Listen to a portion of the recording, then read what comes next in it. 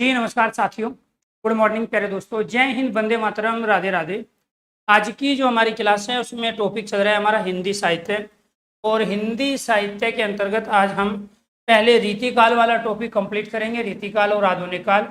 और इसके बाद में प्रमुख पंक्तियां व लेखक, इस वाले टॉपिक को हम लेंगे।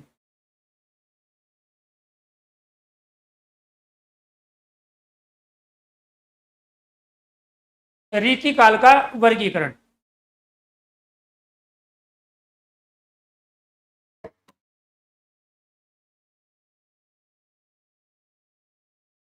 तो इसके अंतर्गत आपको ये ध्यान रखना है, उत्तर मध्यकाल का ही दूसरा नाम क्या है? रीतिकाल। 1700 से लेके 1900 इसका समय है। रीतिकाल का वर्गीकरण, एक तो रीति सिद्ध काव्य धारा जिसका नेतृत्व बिहारी ने किया है, ये क्वेश्चंस अनेक बार पूछा जा चुका है। इसके बाद रीतिबद्ध काव्य धारा, इसके अंतर्गत चिंतामणि, केशवदास, मतीराम, सेनापति और देव, ये प्रमुख रीतिबद्ध काव्य धारा के हैं। रीतिमुक्त काव्य धारा में घनानंद, आलम, बोधा, ठाकुर, इनका नाम आता है। ये जो आपके सामने स्लाइड है, ये क्वेश्चंस रीतिकाल के परिप्रेक्ष्य में अनेक बार पूछा जा चुका है, तो ये आपको ध्यान रखना है। रीतिकाल का एक नाम उत्तर मध्यकाल है, एक क्वेश्चन। दूसरा है 1700 से लेके 1900 रामचंद्र शुक्ल के अनुसार इसका समय है। तीसरा आपको ध्यान रखना है, रीतिकाल को तीन अलग अलग भागों में बांटा गया। एक है रीति सिद्ध, ये आपको ध्यान रखना है, रीति सिद्ध। इसके बाद एक है हमारा रीतिबद्ध और एक है रीति मुक्त। अब यहाँ पर आपको ध्यान रखना है, क्वेश्चन ये देगा कि चार कवि देखे कि निम्नलिखित में से कौन सा रीति सिद्ध काव्य धारा से संबंधित है। निम्नलिखित में से कौन सा कवि लेखक रीति सिद्ध काव्य धारा से संबंधित है? तो राइट आंसर क्या है आपका? बिहारी। निम्नलिखित में से कौन सा रीति सिद्ध काव्य धारा से संबंधित नहीं है? या फिर रीतिबद्ध काव्य धारा से संबंधित कवि बताइए। इसमें चिंतामणि, केशवदास, मतीराम, सेनापति और देव का नाम आता है। रीति मुक्त अर्थात रीति कहते हैं लिखने की शैली को। रीति किसे कहते हैं? लिखने की जो शैली, एक अलग तरह की जो परंपरा है, उसको हम क्या कह रहे हैं? यहाँ रीति कह रहे हैं। तो इन्होंने उस रीति, उस शैली से मुक्त होकर यहाँ काव्य रचना की है, इसीलिए ये सारे के सारे कवि हमारे रीति मुक्त काव्य धारा के अंतर्गत आते हैं। इसमें घनानंद, आलम, बोधा, ठाकुर, इनका नाम आता है। तो कम से कम रीति काल से एक क्वेश्चन आपका हो गया तैयार। रीति काल के अधिकांश कवि दरबारी थे, अर्थात ज्यादातर कवि किसी न किसी राजा के जो है ये कवि दरबारी कवि थे। ये आपको ध्यान रखना है, किसी न किसी राजाओं के आश्रय में ये रहते थे, तो राजा के दरबार में रहते थे। राजाओं के आश्रय में, उनके दरबार में अपनी कविता किया करते थे, उसी को दरबारी कवि कहा जाता है। रीति काल के काव्य में श्रृंगार रस की प्रधानता है। दूसरा क्वेश्चन अनेक बार जो रिपीट हुआ, ठीक है, रीति काल के काव्यों में प्रधान रस क्या है, या रीति काल का मुख्य रस, प्रमुख रस क्या है? तो यहाँ आपको ध्यान रखना है, जैसे भक्ति काल के अंदर तो तमाम तरह के रसों का प्रयोग हुआ है, जहाँ सूरदास वात्सल्य और श्रृंगार दोनों का प्रयोग कर रहे थे, वहीं अपने आप में प्यार दोस्तों अलग अलग दूसरे जो रस है उनका भी प्रयोग किया गया। लेकिन रीति काल के तमाम काव्य, तमाम रचनाएं रीति काल के अंदर जो लिखी गई वो क्या थी? श्रृंगार रस में लिखी गई। तो रीतिकाल काव्य में श्रृंगार रस की प्रधानता रही है। रीतिकालीन कवियों की काव्य भाषा ब्रज भाषा थी। तो दूसरा, मान के चलो आपको नहीं पता कि निम्नलिखित कवियों में से इन्होंने अपनी जो रचनाएं लिखी है, जैसे बिहारी की बिहारी सतसई है, और इसके साथ यहाँ चिंतामणि, केशवदास, मतीराम, सेनापति, देव, घनानंद, आलम, बोधा और ठाकुर, इन सब ने ब्रज भाषा का प्रयोग किया है। तो इनकी रचनाओं में किस भाषा का प्रयोग हुआ है? ब्रज भाषा का। तो रीतिकालीन काव्यों की काव्य की भाषा क्या थी? ब्रज भाषा। इनका सर्वाधिक प्रिय छंद क्या था? सेवैया था। हालांकि सेवैया जो है रसखान के लिए जाना जाता है। रसखान ने सेवैया में जो अपनी बातें रखी है वो अब तक की सबसे बेहतरीन छंदों में से एक माना जाता है। तो यहाँ सेवैया छंद, जो कि हिंदी का अपने आप में वर्णिक छंद है, सेवैया का किस में प्रयोग होता है? वर्णिक छंद में है, अर्थात तो वर्णों के आधार पे जब हम छंद की पहचान करते हैं तो वो वर्णिक छंद है। तो एक मात्रिक छंद होता है, जैसे दोवा, सोरठा, बरबे हैं, चौपाई है, ये सब अपने आप में मात्रिक छंद है। इनमें मात्राओं के आधार पे हम छंद की पहचान करते हैं। लेकिन सेवैया क्या है? हिंदी का वर्णिक छंद है। तो इनका सर्वाधिक प्रिय छंद क्या था? आपका सेवैया था। भाषा इनकी कौन सी थी? ब्रज भाषा।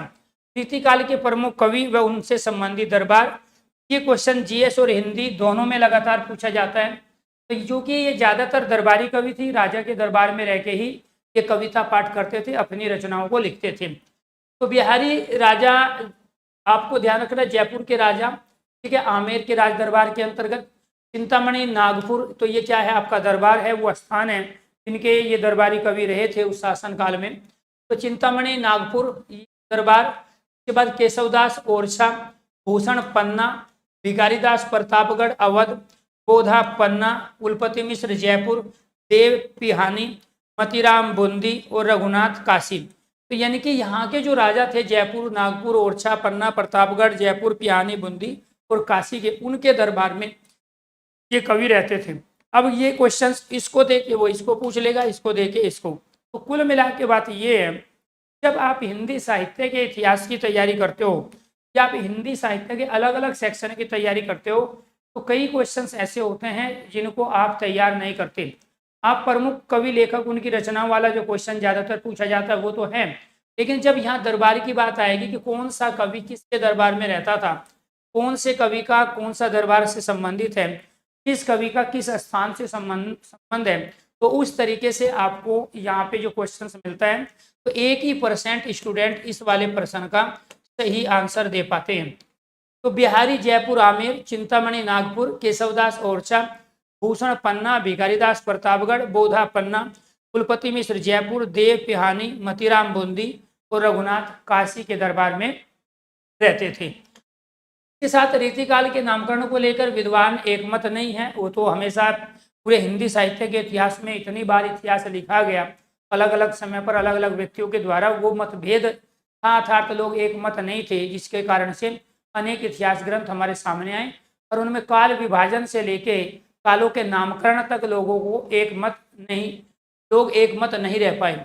ऐसे रीतिकाल के नामकरण को लेके भी विद्वानों का मतभेद रहा है। रीतिकाल का नामकरण करने वाले व्यक्ति रामचंद्र शुक्ल ने इसको रीतिकाल कहा। आपको ध्यान रखना, मैं पहले भी कई बार चर्चा कर चुका हूँ। आदिकाल को वीरगाथा काल रामचंद्र शुक्ल ने ही कहा था। उसके बाद पूर्व मध्यकाल को भक्ति काल रामचंद्र शुक्ल ने ही कहा था। उसके बाद उत्तर मध्यकाल को रीतिकाल रामचंद्र शुक्ल ने ही कहा था। गद्य काल को आधुनिक काल भी रामचंद्र शुक्ल ने ही कहा था। तो रामचंद्र शुक्ल ने जो चारों हमारे काल हैं उनके जो नाम दिए, वीरगाथा काल, भक्ति काल, रीतिकाल और आधुनिक काल, ये सब रामचंद्र शुक्ल के द्वारा ही दिए गए। और ये क्वेश्चंस भी अनेक बार पूछा जा चुका है।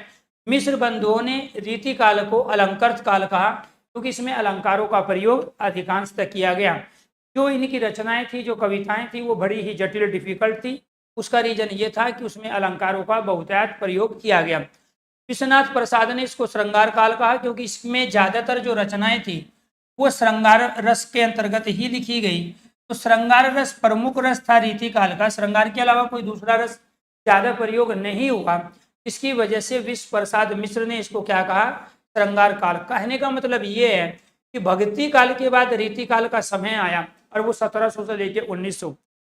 भक्ति काल में हम भगवान के नजदीक इसलिए गए, भगवान के निराकार और साकार रूप की उपासना हमने इसलिए की कि उस समय की जो पब्लिक थी वो बड़ी ट्रेजेडी से गुजरी थी।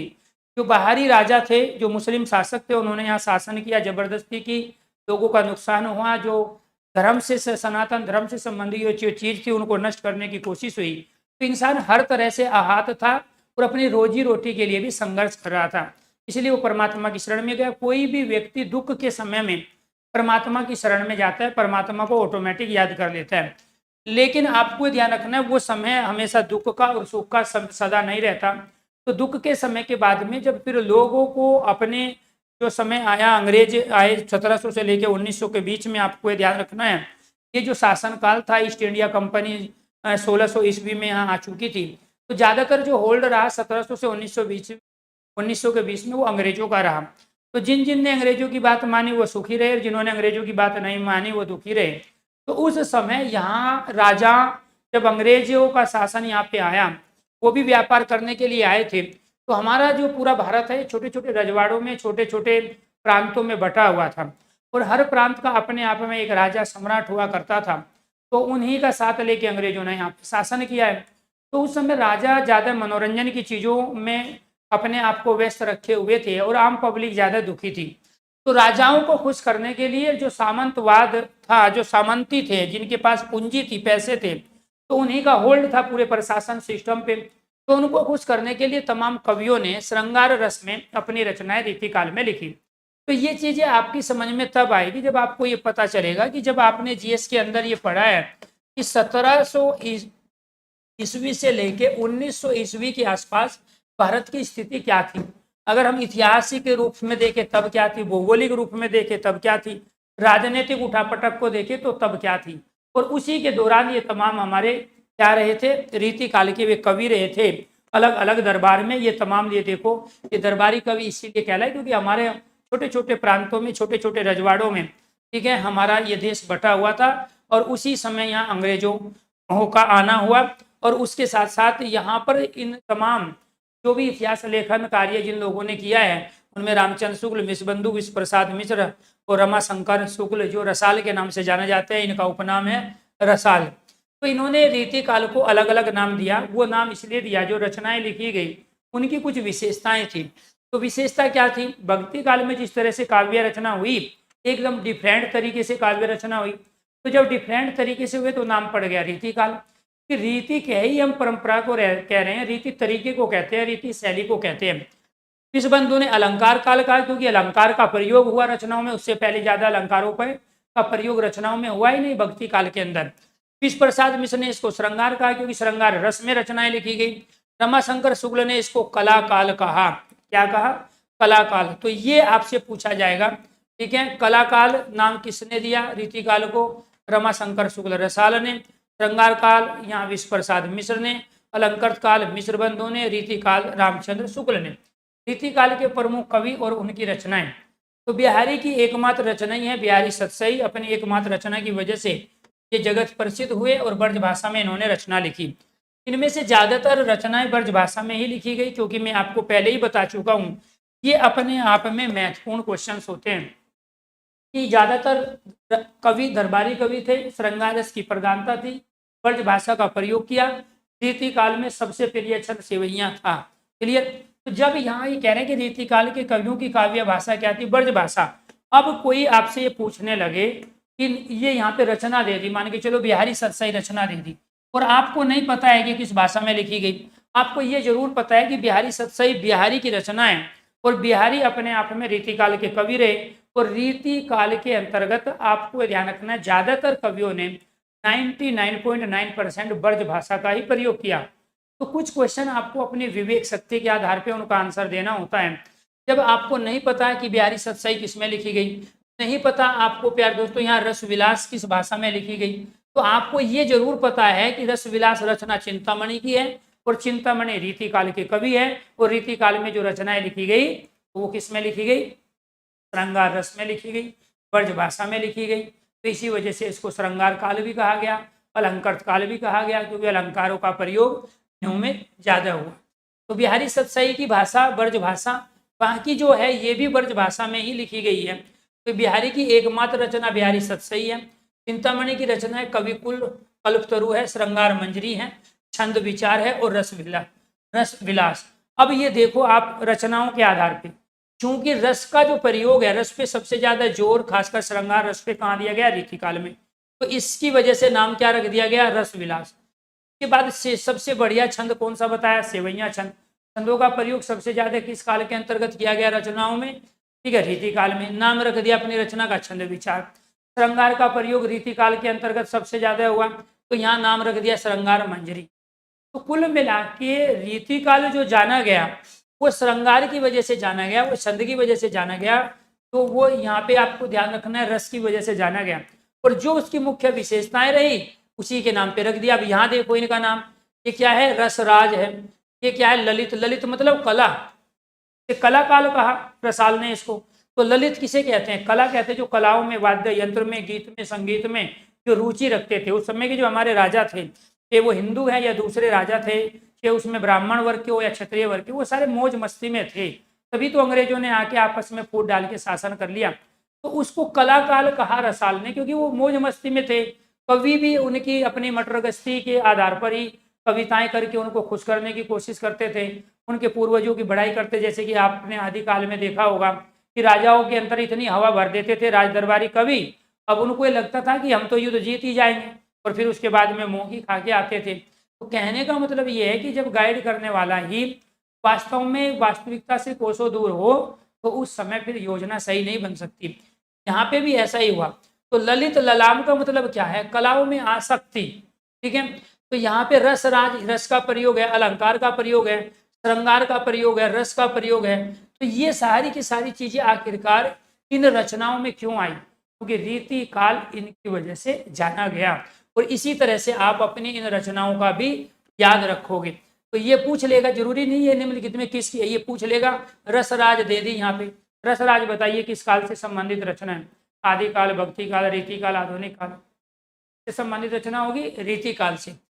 तो कवि कुल कल्पतरु चिंतामणि की रचना है, श्रृंगार मंजरी चिंतामणि है, छंद विचार चिंतामणि है, रस विलास चिंतामणि है, मतिराम ललित ललाम, ठीक है, मतिराम की दूसरी रचना रसराज है, अलंकार पंचासी का है मतिराम की रचना, काव्य निर्णय रचना भिखारीदास, श्रृंगार निर्णय भिखारीदास, रस सारांश भिखारीदास, नाम कोश भिखारीदास, अमर कोश भिखारीदास, छंद पर्व पिंगल भिखारीदास, ठीक है, शतरंज सती का भिखारीदास, यशवंत सिंह की रचना का नाम भारत भूषण है, प्रबोध चंद्रोदय है, अप्रोक्ष सिद्धांत है, आनंद विलास, ये सब क्या है?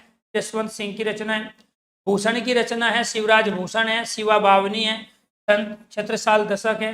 तो इनमें से सबसे बेहतरीन जो ज्यादातर पूछी जा चुकी है वो बिहारी की चिंतामणि की पूछी जा चुकी है, भूषण की है, इसके बाद पद्माकर। ये रचनाएं अनेक बार अनेक एग्जामों में जा चुकी है। और मैं इतनी तो गारंटी ले सकता हूँ, जब जब रीतिकाल के किसी कवि की रचना पूछेगा या रीतिकाल के कवि के बारे में पूछेगा तो क्वेश्चन आपका आपके जो सामने लिखा है इसी में से ही आएगा। इसके बाद भूषण है, शिवराज भूषण है, शिवानी बावनी है, छत्रसाल दशक। इन तीनों के अंतर्गत इसने वीर रस के अंतर्गत ये सारी रचनाएं लिखी। जहाँ पे बाकी कवि श्रृंगार रस का प्रयोग कर रहे थे, इसलिए मैं क्या बोलता हूँ हमेशा 99.9%, क्योंकि 1% में ये भूषण ही आते हैं। इन्होंने रीति काल के होते हुए भी एकदम अलग रस का प्रयोग करके अपनी रचनाओं में जगह दी। तो क्या है? शिवराज भूषण, इसके शिवानी बावनी, छत्रसाल दशक, ये सब क्या है? वीर रस में है। पद्माकर की रचना है पद्माभरण, जगत विनोद है, गंगा लहरी है, प्रबोध पंचासा, ये सब पद्माकर की रचनाएं। कुलपति मिश्र की है रस रहस्य है, श्रृंगाम सार है, और मुक्त तरंगणी। तो मुक्ति तरंगणी रचना किसकी है? कुलपति मिश्र की। तो ये जो कवि है किससे संबंधित है? रीतिकाल। ये रचनाएं किससे संबंधित है? सारी की सारी रीतिकाल। इन रचनाओं में ज्यादातर किस रस का प्रयोग हुआ? श्रृंगार रस का प्रयोग हुआ। लेकिन रीतिकाल में वीर रस में लिखने वाले व्यक्ति का नाम है भूषण। उनकी रचनाएं कौन सी है? शिवराज भूषण, शिवानी बावनी। इनके अंतर्गत जो है शिवाजी के जीवन चरित्र को रखा गया, उनकी वीरताओं का वर्णन हुआ है। छत्रसाल दशक में छत्रसाल जो कि शिवाजी के पुत्र थे उनके बारे में बताया गया है। ये रचनाएं किसकी थी? रीतिकाल की। यहाँ तक अगर चीजें समझ में आ गई हो तो एक बार सारे स्टूडेंट ओके कीजिए, यस कीजिए। और फिर आपसे ये भी पूछा जाएगा इनमें से कौन सा कवि और कौन सी रचनाएं रीति सिद्ध है, रीतिबद्ध है, रीति मुक्त है। तो आपको उसके आधार पे भी चीजों को देखना पड़ेगा। यहाँ पे जो आपको बताया गया कि बिहारी की जो रचना है, और बिहारी वो क्या है? रीति सिद्ध काव्य धारा से संबंधित है। और चिंतामणि, केशवदास, मतिराम, सेनापति और देव की रचनाएं रीतिबद्ध काव्य धारा की रचनाएं। और जो घनानंद की, आलम की, बोधा की, ठाकुर की रचनाएं हैं वो रीति मुक्त काव्य धारा। वो पूछेगा कौन सा कवि रीति सिद्ध काव्य धारा के अंतर्गत अपनी रचनाएं लिखा है, इनमें से किसने, कौन सा कवि रीतिबुद्ध से संबंधित है। ज्यादातर तो क्वेश्चन यही आता है रीतिबुद्ध से संबंधित कवि, लेकिन कई बार रचना भी पूछी जाती है। इसमें से रीति मुक्त काव्य रचना कौन सी है? तो जो रीति मुक्त काव्य से संबंधित कवि है उसने जो रचना लिखी वो रीति मुक्त है। केशवदास है, केशवदास की जो है रामचंद्रिका है, ये आपको ध्यान रखना है। और केशवदास वही है, ठीक है, जो समय के आधार पर रीति काल में आए और इन्होंने रचना के अंतर्गत जो प्रयोग किया है वो भक्ति काल के अंतर्गत आए। ठीक है, तो रामचंद्रिका है विज्ञान गीता जो कि आध्यात्मिक ग्रंथ है, ये आपको ध्यान रखना। के बाद कवि प्रिया, इनकी रचना है रसिक प्रिया है केशवदास के, रतन बावनी केशवदास की रचना, जहांगीर जसचंद्रिका केशवदास, वीर सिंह ठीक है। देवचरित ये सब क्या है, अपने आप में केशवदास की रचना। दुल्हे की रचना है कवि कुलकंठ भरण।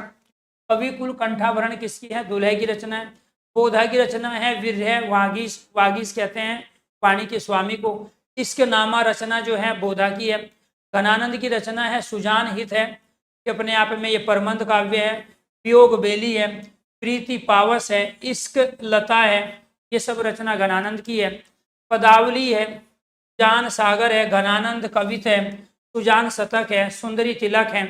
ठीक है। इसके बाद कोक सार है और विलय लीला, ये सब घनानंद की रचना है। देव की रचना है प्रेम तरंग है, भाव विलास है, शब्द रसायन है। ठीक है। शब्द रसायन, काव्य रसायन, सुजान विनोद, ये सब देव की रचना है। भवानी विलास, कुशल विलास, देव शतक, राधिका विलास, सुख सागर, जाति विलास, अष्टायाम और रस विलास, ये रचना कई बार पूछी जा चुकी है। अष्टायाम रचना निम्नलिखित में से किसकी है। तो कुल मिला के बात यह है कि जब तक इनको आप 2 से 3 बार नहीं पढ़ोगे तो यहाँ से बनने वाले क्वेश्चंस को आप सही नहीं कर सकते। हालांकि पढ़े तो आपने आपसे पहले 5 से 6 बार है और आपको ये भी कॉन्फिडेंस आपका क्वेश्चन सही हो जाएगा, लेकिन सच्चाई है इनमें से आपको 4 रचनाओं को छोड़ के 5वीं रचना का नाम इनमें में नहीं, आपको ना तो याद था ना आपको पता था। ठीक है। तो आपने जो अब तक नाम सुने थे वो किस किस के सुने थे। रामचंद्री का रचना आपको पता था। ठीक है। इसके साथ आप सुजान हित के बारे में जानते थे। ठीक है। इसके बाद इश्क लता, पदावली, ज़्यादातर जो रचनाएं हैं वो आप पहली बार सुन रहे हो। और स्वाभाविक बात है जब आप पहली बार किसी व्यक्ति से मिलते हो या किसी रास्ते पे जाते हो तो उसके बारे में सारी इन्फॉर्मेशन नॉलेज आपको नहीं होती। मान के चलो आप कोई नई जगह गए तो ये जरूरी नहीं है कि पहले दिन जाते ही वो सारा रास्ता, वो सारे व्यक्तियों के बारे में आपको डिटेल से लॉजिकली चीज़ें याद रहे। तो इसके साथ आपको 2 से 3 बार, ठीक है, रूबरू होना पड़ेगा, तब जाके आप इनको याद कर पाओगे। मेरी तो ये गारंटी है कि रीति काल से जो क्वेश्चंस बनेगा वो इससे बनेगा जो आपको पढ़ाया जा रहा है। देव को उपमा का बादशाह कहा जाता है, ये आपको ध्यान रखना है। उपमा का बादशाह कौन है, तो इसीलिए उपमा जो अलंकार है उधर कालिदास का प्रसिद्ध है संस्कृत में। तो देव को कालिदास के समकक्ष माना गया। देव को हिंदी का कालिदास कहा जाता है। देव को क्या कहा जाता है, हिंदी का कालिदास। तो संस्कृत में कालिदास अपने आप में एक बड़े कवि हुए, जिनको यूरोप का एशिया, जिनको भारत का एशिया का शेक्सपियर भी कहा जाता है, उनका नाम है कालिदास। तो यहाँ जिस प्रकार कालिदास की उपमा है, कहा भी जाता है उपमा कालिदासस्य, अर्थात कालिदास उपमाओं के लिए प्रसिद्ध है। ठीक उसी तरह हिंदी के अंदर देव की उपमा भी प्रसिद्ध है। तो देव को क्या कहा गया, उपमाओं का बादशाह। आचार्य रामचंद्र शुक्ल ने चिंतामणि को रीतिकाल का प्रवर्तक माना है। तो रामचंद्र शुक्ल के अनुसार रीतिकाल के जो प्रवर्तक कवि है वो कौन है, चिंतामणि है। ठीक है। सबसे पहला कवि कौन माना है रीतिकाल का, चिंतामणि को माना है। जबकि डॉक्टर नागेंद्र श्याम सुंदर दास ने केशव दास को रीतिकाल का प्रवर्तक माना। तो यहाँ पर आपको ध्यान रखना है, डॉक्टर नागेंद्र और श्याम सुंदर दास, इन दोनों के अनुसार केशवदास रीतिकाल के प्रवर्तक है, संस्थापक है, पहले कवि है। लेकिन रामचंद्र शुक्ल की जहाँ तक चलती है, उन्होंने चिंतामणि को रीतिकाल का प्रथम कवि प्रवर्तक माना है। चित्रकूट के सोलंकी राजा रुद्र ने भूषण को कवि भूषण की उपाधि दी। तो कवि भूषण कौन कहलाए, भूषण को कहा। ठीक है। भूषण का वास्तविक नाम क्या था, घनश्याम। तो भूषण का वास्तविक नाम क्या था, घनश्याम था। लेकिन चित्रकूट के सोलंकी राजा रुद्र ने भूषण को क्या है, घनश्याम को क्या रखा, भूषण। क्योंकि ये कवि थे तो इसलिए इनको कवि भूषण कहा गया। तो वास्तविक नाम भूषण का क्या था, बचपन का नाम भूषण का क्या था, घनश्याम, क्योंकि भगवान श्री कृष्ण का भी पर्यायवाची है। तो इन घनश्याम जी को चित्रकूट के सोलंकी राजा रुद्र ने भूषण की उपाधि दी और उसके बाद ये कवि भूषण कहलाए। रामचंद्र शुक्ल ने अपने हिंदी साहित्य का इतिहास ग्रंथ जो 1929 में इन्होंने लिखा था, कब लिखा था, 1929 ईस्वी में ये ग्रंथ लिखा, हिंदी साहित्य का इतिहास। इसकी रचना था जो 1929 में लिखी गई, रामचंद्र शुक्ल। ग्रंथ में भूषण को हिंदी जाति का प्रतिनिधित्व कवि कहा। हिंदू जाति का प्रतिनिधित्व कवि निम्नलिखित में से कौन कहलाता है, तो हिंदू जाति का प्रतिनिधित्व कवि किसको कहा गया, भूषण को। किसने, रामचंद्र शुक्ल। इस रचना में कहा हिंदी साहित्य के इतिहास में, कब लिखा था इन्होंने, 1929 में। घनानंद की रचनाएं किसमें है, ब्रज भाषा में। तो बिहारी की बिहारी सत्साई भी ब्रज भाषा में है और घनानंद की सारी रचनाएं भी किसमें है? ब्रज भाषा में, क्योंकि ब्रज भाषा का प्रयोग रीति काल में अधिकांश कवियों के द्वारा किया गया। बात करते हैं आधुनिक काल की, 1900 से लेके अब तक, अर्थात 1900 से लेके 2024 जो चल रहा है, ये समय है आधुनिक काल का दूसरा नाम गद्य काल भी है। तो इसका जो आधुनिक काल नाम रखा है, ये नाम किसने रखा है? रामचंद्र शुक्ल ने। और इसको जो गद्यकाल कहा गया है, ये किसने कहा? भारतेंदु हरिश्चंद्र ने। तो समय क्या था? 1900 से लेके 2024 यानी अब तक। आधुनिक काल का वर्गीकरण सबसे पहला काल है भारतेंदु युग, इसी की वजह से इसको गद्यकाल कहा गया। भारतेंदु युग के अंदर जो अधिकांश रचनाएं हुई वो गद्य में हुई, जबकि अब तक जो रचनाएं थी वो पद्य में थी, उनको गाया जा सकता था। उनके पदों को जिस छंद में वो लिखी थी, क्योंकि आपको ये पता है कि सेवैया छंद अपने आप में रीतिकाल का प्रसिद्ध छंद है, और जहाँ छंदों का प्रयोग हुआ है तो समझ लो उस रचना को, उस रचना में दिए गए पदों को हम गा सकते हैं। तो अब तक रीति काल के अंदर, भक्ति काल के अंतर्गत ज्यादातर जो रचनाएं लिखी गई वो रचनाएं पद में थी, जिनको गाया जा सकता है। लेकिन अब गद्य अर्थात प्रोज की शुरुआत हुई, इसकी वजह से आधुनिक काल को गद्य काल कहा गया। इससे पहले प्रोज में बहुत कम चीजें लिखी गई, और जो लिखी गई वो भी फेमस नहीं हुई। तो भारतेंदु युग भारतेंदु हरिश्चंद्र के नाम से पढ़ा, द्विवेदी युग महावीर प्रसाद द्विवेदी के नाम से पढ़ा, छायावादी युग एक अलग तरह से रचनाओं के कारण इसका नाम छायावाद पड़ा, जिसके अंदर सुमित्रा नंदन पंत, सूर्यकांत त्रिपाठी निराला, महादेवी वर्मा, जयशंकर प्रसाद, ये चार छायावाद के स्तंभ माने गए। उनकी रचनाओं को, इसमें सभी ज्यादातर रचनाओं को प्रसिद्धि मिली, क्योंकि उन्होंने जो अलग अलग विधाएं थी हिंदी की, उन पर अपनी लेखनी चलाई। छायावादोत्तर युग, जो छायावाद के बाद का युग आया, उसको हम क्या बोलते हैं? छायावादोत्तर युग, जिसको हालावाद कहा। ठीक है, हरिवंश राय बच्चन अमिताभ बच्चन के पिता ने। छायावादोत्तर युग का दूसरा नाम क्या है? हालावाद है, अर्थात उसको क्या कहा हरिवंश राय बच्चन ने? छालावाद। हरिवंश राय बच्चन कौन थे? अमिताभ बच्चन के पिता। तो ये था आपका आधुनिक काल अर्थात गद्य काल। अब इसमें भारतेंदु युग का दूसरा नाम क्या है? पुनर्जागरण काल। ये क्वेश्चन कई बार पूछा जा चुका है। पुनर्जागरण काल किससे संबंधित है? पुनर्जागरण काल संबंधित है भारतेंदु युग से, 1857 से लेके 1900। तो 1857 में आपको ये ध्यान रखना है, मेरठ की क्रांति हुई। उसके आधार पे आप याद रखोगे, तो जब मेरठ में अंग्रेजों के खिलाफ मंगल पांडे के द्वारा बिंगुल बजाया गया, मेरठ की क्रांति जब शुरू हुई, ठीक है, तो उस समय हमारे यहाँ पुनर्जागरण काल चल रहा था साहित्य की दृष्टि से, और उसका नेतृत्व कर रहे थे भारतेंदु हरिश्चंद्र। पुनर्जागरण इसलिए कहा गया क्योंकि हमने अंग्रेजों से अपनी दास्ता से मुक्ति पाने के लिए, स्वतंत्रता हासिल करने के लिए अपनी रचनाओं में जो जगह दी, उसमें कहीं ना कहीं इंसान को जागरूक करने के लिए, जन जागृति फैलाने के लिए अपनी रचनाओं में हमने तमाम उन मुद्दों को उठाया जिसकी वजह से हम गुलाम हुए थे। तो भारतेंदु युग का दूसरा नाम पुनर्जागरण काल। समय क्या? 1857 से लेके 1900। भारतेंदु युग का हिंदी गद्य का सर्वप्रथम युग माना जाता है, ये आपको ध्यान रखना है। तो एक तो ये क्या है? हिंदी गद्य का सर्वप्रथम भारतेंदु युग क्या है? हिंदी गद्य का सर्वप्रथम युग है। आचार्य रामचंद्र शुक्ल ने हिंदी साहित्य के आधुनिक काल को गद्य काल कहा, ये आपको ध्यान रखना है। हिंदी साहित्य के आधुनिक काल को क्या कहा? रामचंद्र शुक्ल के अनुसार क्या बोला गया? इसको गद्य काल, क्योंकि इसमें गद्य में रचना हुई। के क्षेत्र में भारतेंदु हरिश्चंद्र के महत्वपूर्ण योगदान के कारण ही इस युग का नाम भारतेंदु युग पड़ा।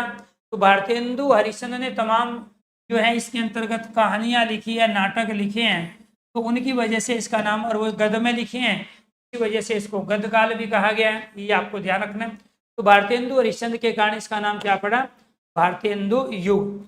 तो भारतेंदु युग, भारतेंदु हरिश्चंद्र नाम दिया गया। इस युग में गद्य और काव्य दोनों शैलियों में रचना हुई, क्योंकि गद्य में पहली बार हुई, तो कुछ पद में भी हुई। काव्य किसे कह रहे हैं? काव्य कह रहे हैं या पद्य को? काव्य किसे कह रहे हैं? पद्य। पद्य किसे कह रहे हैं? जिसको गाया जा सकता है। तो गद्य और पद्य में दोनों इसमें रचनाएं हुई भारतेंदु युग में, लेकिन गद्य की रचना प्रसिद्ध हुई, अधिकांश रचनाएं गद्य में हुई, जिसकी वजह से इसका नाम गद्य काल पड़ा। जानकी मंगल, नीलदेवी, सत्य हरिश्चंद्र नामक नाटक में भारतेंदु जी ने स्वयं अभिनय किया है। अभिनय का मतलब है रोल प्ले किया है, तो स्वयं रोल प्ले किसमें किया है? भारतेंदु के द्वारा किस किस नाटक में? जानकी मंगल। तो जानकी मंगल नाटक किसका है? भारतेंदु हरिश्चंद्र का। नील देवी नाटक किसका है? भारतेंदु हरिश्चंद्र का। सत्य हरिश्चंद्र नाटक किसका है? भारतेंदु हरिश्चंद्र का। वे नाटक कौन से है जिसमें भारतेंदु ने खुद अभिनय किया है अर्थात रोल प्ले किया है? तो जानकी मंगल, नीलदेवी, सत्य हरिश्चंद्र, 3 नाटक इसमें भारतेंदु ने स्वयं रोल प्ले अभिनय किया। भारतेंदु हरिश्चंद्र को नवजागरण का अग्रदूत कहा जाता है। निम्नलिखित में से किसको नवजागरण का अग्रदूत कहा जाता है? क्योंकि भारतेंदु युग को पुनर्जागरण का काल कहा जाता है और उसका जो नेतृत्व किया है उस युग का जो नाम पड़ा है तो वो भारतेंदु हरिश्चंद्र के नाम पे पड़ा। इसलिए उस नवजागरण के पुनर्जागरण का अग्रदूत किसे कहा गया? भारतेंदु को। क्यों? क्योंकि इससे पहले जो तमाम रचनाएं थी वो पद्य में थी और पहली बार एक अलग तरह की विधा में गद्य के अंतर्गत रचनाओं का श्री गणेश भारतेंदु हरिश्चंद्र के द्वारा किया गया और इनके आधार पर बाकी जो भारतेंदु युग के कवि थे जिसमें प्रताप नारायण मिश्र, उन सब ने भी गद्य में अनेक रचनाएं लिखी। आगे देखिए, भारतेंदु को खड़ी बोली में रचित कविताओं का संग्रह फूलों का गुच्छा नाम से प्रसिद्ध है। ये आपको ध्यान रखना है। तो भारतेंदु ने किसका प्रयोग किया है? खड़ी बोली का प्रयोग किया है। एक तो आपको ये ध्यान रखना है, भारतेंदु युग में भारतेंदु हरिश्चंद्र के द्वारा खड़ी बोली कविताओं का संग्रह किस नाम से है? फूलों का गुच्छा। तो फूलों का गुच्छा क्या है? संग्रह का मतलब है अनेक कविताएं एक ही स्थान पर एक ही किताब में हैं। तो ये आपको ध्यान रखना है। तो फूलों का गुच्छा क्या है? खड़ी बोली के रचित कविताओं में फूलों का गुच्छा। हरिश्चंद्र को प्रथम नाटककार, प्रथम निबंधकार, तो प्रथम आलोचक व प्रथम पत्रकार माना जाता है। तो भारतेंदु हरिश्चंद्र के नाम पे भारतेंदु युग पड़ा, उसी को नवजागरण काल क्यों कहा गया? क्योंकि ये सबसे पहले नाटककार है। इससे पहले नाटक विधा में रचनाएं नहीं हुई थी रीति काल भक्ति काल में। इसके बाद ये पहले निबंधकार माने गए हैं, पहले आलोचक माने गए हैं और पहले पत्रकार भी माने गए। तो यानी कि ये नाटककार भी थे, निबंध भी थे, आलोचना भी लिखी इन्होंने, पत्रकार की भूमिका में भी थे। तो हिंदी के अंतर्गत पहले पत्रकार भारतेंदु हरिश्चंद्र, पहले आलोचक। आलोचक कौन? जो गुण और दोष के आधार पे चीजों को रखते हैं। पहले आलोचक कौन है? भारतेंदु हरिश्चंद्र। पहले निबंधकार किसको माना जाता है? भारतेंदु हरिश्चंद्र। पहले नाटककार किसको माना जाता है? भारतेंदु हरिश्चंद्र। लेकिन इसमें विद्वानों का अलग अलग मत है। तो ये सभी के द्वारा ये नहीं है कि ये पहले नाटककार थे, पहले निबंधकार। हाँ, ये जरूर है कि भारतेंदु युग के अंतर्गत सबसे पहले नाटक, सबसे पहला निबंध, आलोचना और पत्रकार की भूमिका इन्होंने निभाई। इन्हें हिंदी रंगमंच का जनक भी कहा जाता है। एक तो प्यारे दोस्तों आपको ये ध्यान रखना है, नवजागरण का अग्रदूत कहा गया। किसको उपाधि दी गई नवजागरण के अग्रदूत की? भारतेंदु हरिश्चंद्र को। और दूसरी जो उपाधि इनको मिली है हिंदी रंगमंच का जनक, अर्थात रंगमंच किसे कह रहे हैं? थिएटर को, ठीक है, स्टेज को। यानी कि किसी स्टेज पर जो परफॉर्मेंस होती है, किसी को ऑडियो और वीडियो दोनों माध्यम से प्रस्तुत किया गया, वो भी वास्तविकता के साथ, तो भारतेंदु के द्वारा किया गया। तो इससे पहले जो चीज़ें थी, जो रचनाएं थी, उनकी विषय वस्तु को कभी भी रंगमंच पे उनका मंचन नहीं किया गया है, उनको दिखाया नहीं गया है।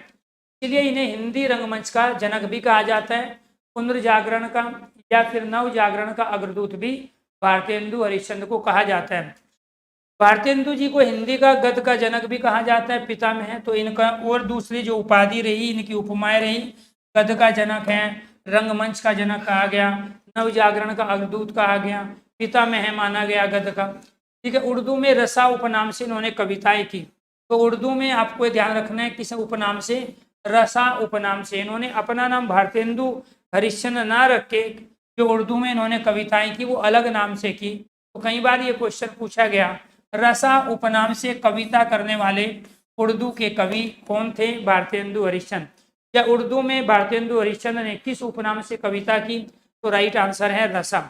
इस युग के साहित्यकारों ने गद्य के लिए खड़ी बोली व काव्य के लिए ब्रजभाषा। तो यानी कि भारतेंदु युग में गद्य के लिए किसका प्रयोग हुआ? गद्य के लिए प्रयोग हुआ है खड़ी बोली का। और दूसरा आपको ध्यान रखना है, यहाँ काव्य अर्थात पद के लिए, काव्य अर्थात कविता पद के लिए जिसको गाया जा सकता है, उसमें जो प्रयोग किया गया वो ब्रजभाषा। तो यहाँ से बात निकल के ये आई कि गद्य में अधिकांश रचनाएं यहाँ पे लिखी गई भारतेंदु युग के अंतर्गत, लेकिन उसके साथ साथ पद्य में भी रचनाएं हुई। तो काव्य किसको कह रहे हैं हम? यहाँ काव्य कह रहे हैं पद्य को, काव्य कह रहे हैं कविता को, पोयम को, पोएट्री को। तो उसमें जो रचनाएं हुई वो ब्रजभाषा में हुई, और जो भी गद्य की रचनाएं हुई वो किस में हुई? खड़ी बोली में हुई। तो ये इसके आधार पे आप ये कह सकते हैं तो जो भारतेंदु युग के कवि हैं जिन्होंने गद्य में रचना की तो वो खड़ी बोली की रचना हुई, और जिन्होंने पद्य में लिखा भारतेंदु युग में तो वो ब्रज भाषा में रचना हुई। कोई जरूरी नहीं है कि आपसे वो ये क्वेश्चन पूछे, वो पर्टिकुलर किसी भारतेंदु युग के कवि की रचना देगा, कोई पुस्तक देगा, ग्रंथ देगा और पूछेगा ये किस भाषा में लिखा गया। अगर वो कहीं न कहीं काव्य के रूप में है तो ब्रज भाषा में लिखा गया, और गद्य की रचना है तो वो किसमें है, खड़ी बोली में। भारतेंदु जी ने कवि वचन सुधा, हरिश्चंद्र मैगजीन, बाल बोधनी, ये सारी रचना अपनी जो है पत्रिकाओं इन्होंने लिखी है। तो कवि वचन सुधा भारतेंदु हरिश्चंद्र की पत्रिका है। हरिश्चंद्र मैगजीन आपको ध्यान रखना है, ये पत्रिका बाल बोधनी महिलाओं के लिए निकलने वाली पहली पत्रिका मानी जाती है हिंदी की। कवि वचन सुधा हरिश्चंद्र मैगजीन का बाद में नाम हरिश्चंद्र पत्रिका रख दिया गया, तो मैगजीन शब्द अंग्रेजी का है, इस पे आपत्ति हुई तो इन्होंने मैगजीन के स्थान पे पत्रिका नाम दिया। तो हरिश्चंद्र पत्रिका अगर पूछा जाए या हरिश्चंद्र मैगजीन तो ये भारतेंदु जी की ही पत्रिका है। कवि वचन सुधा भी भारतेंदु की है। महिलाओं के लिए स्पेशल, केवल महिलाओं के लिए निकलने वाली पहली पत्रिका का नाम है बाल बोधनी, जो महिलाओं के लिए प्रकाशित हुई। बद्रीनाथ चौधरी प्रेमघन ये भारतेंदु युग के कवि है, ये आपको ध्यान रखना है। तो बद्रीनाथ चौधरी का उपनाम क्या था, प्रेमघन के उपनाम नाम से ये लिखा करते थे। तो इन्होंने आदम कादम्बरी जो पत्रिका लिखी है, ठीक है। इसके साथ प्रताप नारायण मिश्र भारतेंदु युग के कवि है, इन्होंने ब्राह्मण नाम से जो है पत्रिका लिखी। बालकृष्ण भट्ट ने हिंदी प्रतीप नामक पत्रिका लिखी जो कि अपने आप में प्रसिद्ध है, तो ये आपको ध्यान रखना है। आदम कादम्बरी किसकी पत्रिका है, बद्रीनाथ चौधरी। बद्रीनाथ चौधरी का उपनाम क्या है, प्रेमघन। बद्रीनाथ चौधरी किस युग के कवि थे, भारतेंदु युग के कवि थे, अर्थात किसके यार थे, किसके दोस्त थे, भारतेंदु युग के दोस्त थे, ठीक है। भारतेंदु हरिश्चंद्र के दोस्त थे। प्रताप नारायण मिश्र किस युग के हैं, भारतेंदु युग के, ठीक है। इनकी पत्रिका का नाम ब्राह्मण है। बालकृष्ण भट्ट की पत्रिका हिंदी प्रतीप अपने आप में प्रसिद्ध पत्रिकाओं में आती है। इसमें सब में जो है नामक पत्रिकाओं के माध्यम से ब्रिटिश साम्राज्य का विरोध इन्होंने किया, जिसकी वजह से इसको पुनर्जागरण का काल कहा जाता है। भारतेंदु युग को पुनर्जागरण का काल क्यों कहा गया, क्योंकि ये सारी की सारी अपने आप में गद्य पत्रिका थी, और इसमें जो उस समय जो कि हमारा आधुनिक काल का जो युग है 1900 से लेके अब तक, तो वो सब यहाँ अंग्रेजों का होल्ड था उस समय, क्योंकि 1947 में हमें आज़ादी मिली। और जो आधुनिक युग जिसमें भारतेंदु युग की हम बात कर रहे हैं 1857 से लेकर वो 1900 का समय है। 1857 की घटना आपको पता ही है, मेरठ की क्रांति के रूप में। तो यहाँ चूंकि अंग्रेजों का वर्चस्व था तो इनकी रचनाओं में, कविताओं में जो विषय उठे वो नव जागरण के विषय उठे, वो आज़ादी के लिए विषय उठे, स्वतंत्रता प्राप्ति के विषय उठे। तो इन पत्रिकाओं के माध्यम से ब्रिटिश साम्राज्य का विरोध किया गया। इस युग में सन 1893 1893 ईस्वी में नागरिक परिचारणी सभा की स्थापना हुई। अब क्वेश्चन क्या बना, नागरिक परिचारणी सभा की स्थापना किस युग में हुई, भारतेंदु युग, द्विवेदी युग, छायावाद या छायावादोत्तर युग। तो राइट आंसर क्या हुआ, राइट आंसर हुआ नागरिक परिचारणी भारतेंदु युग से संबंधित है इस युग में, ठीक है। इसके बाद भारतेंदु युग के प्रमुख कवियों में कौन कौन है, भारतेंदु हरिश्चंद्र, प्रताप नारायण मिश्र। तो भारतेंदु के मित्र कौन थे, दोस्त कौन थे, यार कौन कौन थे, प्रताप नारायण मिश्र थे, देवकीनंदन खत्री जो कि तिसलमी उपन्यासकार में इनका स्थान अग्रणीय है, चंद्रकांता इनका प्रसिद्ध नाटक, देवकीनंदन खत्री है, लाला श्रीनिवास दास, ठीक है। इसके बाद बद्रीनाथ चौधरी प्रेमघन के नाम से लिखते थे, पंडित बालकृष्ण भट्ट जिन्होंने हिंदी प्रतीप नामक पत्रिका है, किशोरी लाल गोस्वामी, ये सब भारतेंदु के यार थे, अंबिका दत्त व्यास जो संस्कृत हिंदी अनेक भाषाओं के ज्ञाता थे, राधा कृष्ण दास हैं, कार्तिक प्रसाद खत्री हैं, बाबू तोताराम, राधाचरण गोस्वामी हैं, गोपाल राम गहमरी है, सरदार राम फिलोरी है, ठाकुर जगमोहन सिंह, ये सारे ही फेमस हैं। इनमें भारतेंदु का नाम इसलिए क्योंकि इन्होंने अपने आप में गद्य और काव्य दोनों के अंतर्गत रचना लिखी, और ये अपने आप में अग्रदूत कहलाए नव जागरण के। इनको रंगमंच का जनक माना गया, ठीक है। तो इन्होंने निबंधकार के रूप में, पत्रकार के रूप में, नाटककार के रूप में एक अपनी अलग छाप इस युग के अंतर्गत छोड़ी, और ये सारे के सारे इनको अपना रोल मॉडल मानते थे।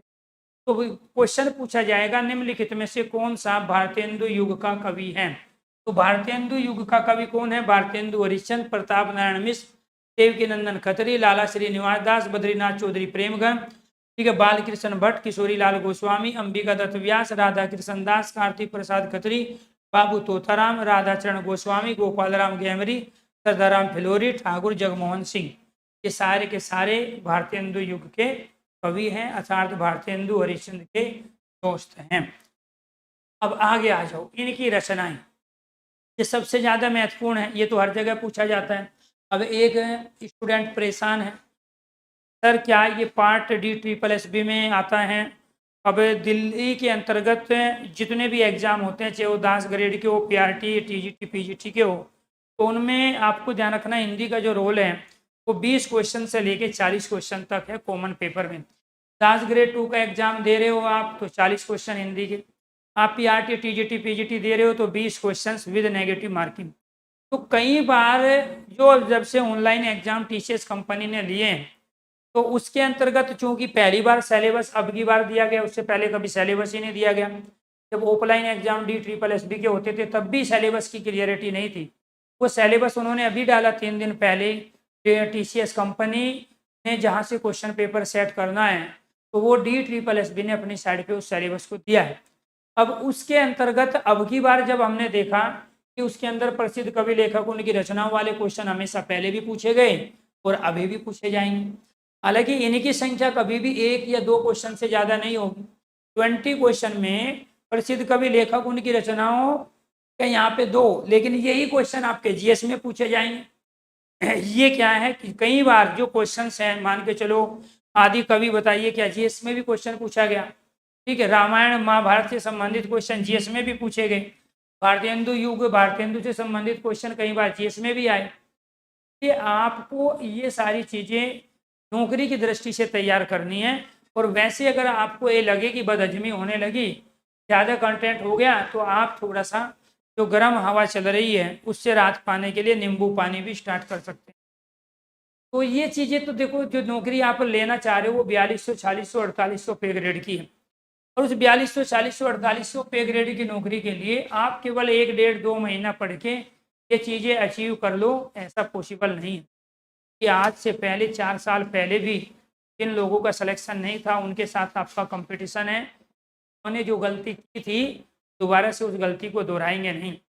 आपका कंपटीशन उन स्टूडेंटों के साथ है जो केवीएस में बाकी दूसरी जगह सिलेक्शन ले चुके हैं और वो दिल्ली के अंतर्गत आना चाहते हैं, क्योंकि दिल्ली राष्ट्रीय राजधानी है। तो इसीलिए आप हवाबाजी करके या थोड़ा बहुत पढ़ के कुछ छोड़ के पेपर देने जाओ तो भीड़ का हिस्सा तो बन सकते हैं, लेकिन फाइनल सिलेक्शन लेने के लिए आपको इन सब को देखना। डी ट्रिपल एस बी में पीआरटी, टीजीटी, पीजीटी के 1 से लेके 2 क्वेश्चन का ही रोल है, इससे ज़्यादा नहीं है। लेकिन जो टीजीटी हिंदी की तैयारी कर रहे हैं, पीजीटी हिंदी की तैयारी कर रहे हैं, इनके बिना सिलेक्शन ही नहीं ले पाएंगे, कि उनके यहाँ इनकी संख्या जो है 50 से ज़्यादा है, तो उनका सब्जेक्ट ही हिंदी है। तो दूसरे जो एग्ज़ाम है हमारे, जिसको पुलिस के एग्ज़ाम देने हैं, ठीक है, एसएससी जीडी में एक भी क्वेश्चन नहीं आएगा, लेकिन उसके अलावा कोई भी दूसरा आप एग्ज़ाम देना चाहते हैं, यूपी पुलिस, यूपीएसआई, लेखपाल पटवारी का आप एग्ज़ाम देना चाहते हैं, यूपी ट्रिपल एससी का एग्ज़ाम देना चाहते हैं, ठीक है, तो वो ये सारे के सारे आपका सिलेबस का पार्ट हैं। ठीक है, चलो इसके बाद है भारतेंदु युगीन प्रमुख कवि और उनकी रचनाएं। तो भारतेंदु हरिश्चंद्र की रचना कौन कौन सी है? प्रेम माधुरी है भारतेंदु हरिश्चंद्र की, प्रेम मालिनी है, बकरी विलाप है, विनय प्रेम पचासा, तो पूरी रचना का नाम क्या है? विनय प्रेम पचासा, प्रेम प्रलाप, प्रेम फुलवारी, प्रेम सरोवर। तो कुल मिला के क्या हुआ कि भारतेंदु हरिश्चंद्र की अधिकांश रचनाओं में प्रेम शब्द का प्रयोग हुआ है। इसका प्रयोग हुआ है, प्रेम शब्द का प्रयोग हुआ, इसमें भी प्रेम, इसमें भी प्रेम, इसमें भी प्रेम, इसमें भी प्रेम, इसमें एक बकरी विलाप को छोड़ के बाकी भारतेंदु रचनाएं हैं तो हिंदी में लिखी गई, उन सब प्रेम शब्द का प्रयोग। तो प्रेम के पुजारी रहे हैं भारतेंदु हरिश्चंद्र। विद्या सुंदर जो रचना है इनकी बंगला भाषा में अनुवाद इसका हुआ है, क्या जी, विद्या सुंदर। प्रताप नारायण मिश्र ने, चूंकि इनके दोस्त थे, उन पे भी इस चीज का असर पड़ा और उन्होंने प्रेम पुष्पावली नाम से रचना लिखी, श्रृंगार विलास के नाम से, ठीक है। रस खान शतक रचना किसकी है? प्रताप नारायण मिश्र की। अटी अमीर प्रताप नारायण मिश्र। मन की लहर प्रताप नारायण मिश्र। मानस विनोद प्रताप नारायण मिश्र। बद्रीनाथ चौधरी प्रेम घन की रचना। भारत सौभाग्य आनंद अरुणोदय बद्रीनाथ चौधरी। हार्दिक हर्षादर्श वर्षा बिंदु मयंक महिमा अलौकिक लीला। अलौकिक लीला ये सब क्या है? बद्रीनाथ चौधरी प्रेम घन की रचना। क्वेश्चन पूछा जाएगा प्रेम घन उपनाम से कौन लिखते थे? तो राइट आंसर है बद्रीनाथ चौधरी। राधा चरण गोस्वामी विधवा विलाप है। नव भगत माल है। शिशिर सुषमा, ठीक है। पावस पचासा है। सुकवि सतसई, ठीक है। हो होरी, ये सारे अंबिका दत्त व्यास की रचनाएं हैं। तो अब ये कहोगे सर जी इनको याद कैसे करेंगे? ये याद आपके तब होगी जब आपको ये पता हो कि आपके अकाउंट में जब आपकी सरकारी नौकरी लगेगी पहले महीने की मिनिमम 40,000 और मैक्सिमम 70,000 आएगी। अगर आप पुलिस भर्ती होना चाहते हैं लगभग आपकी जो सैलरी हो 40 के। अगर आप टीचर बनना चाहते हैं 4200 पे ग्रेड पे तो आपकी सैलरी 60,000। 4000 पे ग्रेड पे आपकी सैलरी के आसपास। सिटी बनना चाहते हो तो आपकी सैलरी 78। फिर डी 50%। ये याद ऐसे नहीं होगी कि आप घर पे बैठे हो पूरा नहा धो के एसी चला के कूलर चला के बैठे हो, घर वाले काम कर रहे हैं और आप अपना याद तब होगी आपको मेरे अकाउंट जो बैलेंस है माइनस है या वो जीरो है ही नहीं। ये लेना होता है अपने मन की कोई भी इच्छा है। मम्मी पापा बड़े भाई बड़े सब पे डिपेंड। और जो स्टूडेंट होते हैं खासकर 18 से लेके 25 साल की एज में तो ऐसा अधिकार माँ बाप पे, बड़ी बहन पे जिसकी शादी हो चुकी है, जो दूसरे घर में जा चुकी है, तो ऐसा अधिकार जताते हैं जैसे अगर वो नहीं देंगे तो कोई बड़ा पाप कर देंगे। तो आप लोगों को ये आपको ध्यान रखना है। ये याद तब होंगे जब आपको पता है कि आपके पहले महीने की जो सैलरी है, मैं माइक चेंज कर देता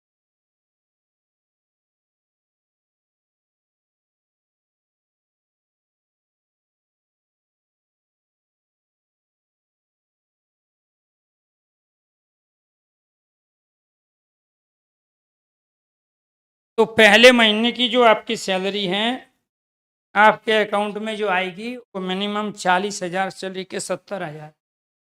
तब जाके ये याद होगा, ऐसे तो नहीं।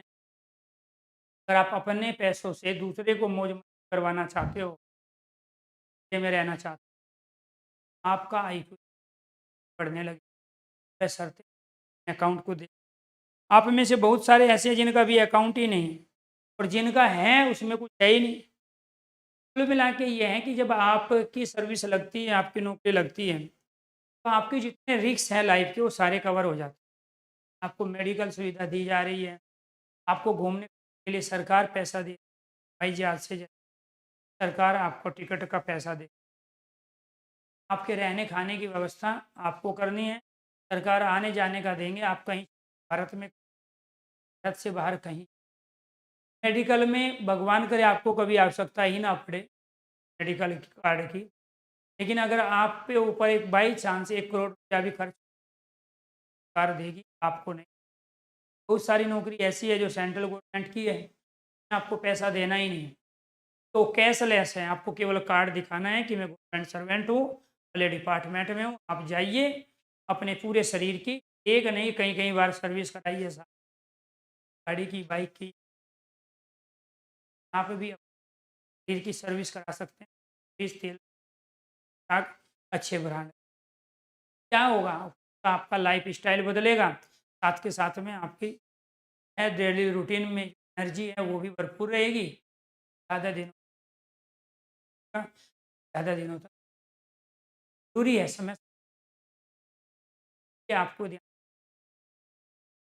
अगर ये याद नहीं हो रहे हैं मतलब आप अपने अकाउंट सरकार से और सैलरी एक नहीं आएगी, 2 आएगी। मान के चलो लड़की है तैयारी कर रही है अभी, ठीक, अगर वो टीचर बन गई या किसी भी नौकरी ले ली, टीचर के अलावा नॉन टीचिंग एग्जामों में ले ली, तो अब एक बात है उसकी जो शादी होगी वो नौकरी वाले से होगी।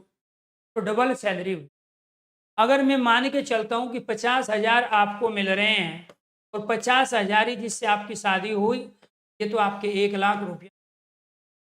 1,00,000 रुपया में महीने में आप ज़्यादा से ज़्यादा 40,000 रुपया खर्च करोगे, से ज़्यादा नहीं कर पाओगे। ये आपकी मेहनत का पैसा।